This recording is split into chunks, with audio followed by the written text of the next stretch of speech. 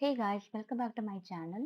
இன்னைக்கு நம்ம எங்க போயிட்டு இருக்கோம்னா, சென்னையில இருந்து கொஞ்சம் தள்ளி ஒரு சூப்பரான ஒரு ஹிடன் பிளேஸ் இருக்கு. அங்கதான் போயிட்டு இருக்கோம். என்ன பிளேஸ்னா தாமரைப்பாக்கம் அணைக்கட்டு, அதாவது தாமரைப்பாக்கம் செக் டேம்க்கு தான் நம்ம இப்ப போயிட்டு இருக்கோம். இந்த பிளேஸ் கரெக்டா எங்க இருக்குன்னா, தாமரைப்பாக்கம் கூட்ரோட் ஜங்ஷன்ல இருந்து கொஞ்சம் தூரத்துல இருக்கு.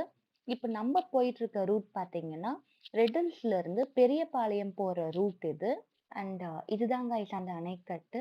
பார்க்கறதுக்கு எவ்ளோ அழகா இருக்கு பாருங்க.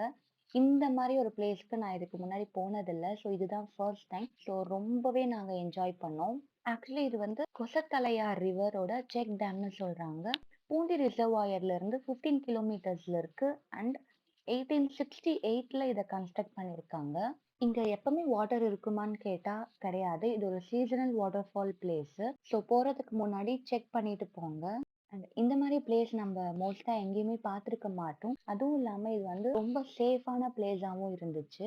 அண்ட் இப்போ நம்ம எங்கேயாச்சும் வாட்டர்ல என்ஜாய் பண்ணணும்னா பீச் ஒரு ஸ்விம்மிங் பூல் அந்த மாதிரி பிளேசஸ்க்கு தானே போவோம். ஆனா இந்த பிளேஸ் வந்து ரொம்பவே பார்க்கிறதுக்கே ரொம்ப ரம்மியமாகவும் இருந்துச்சு.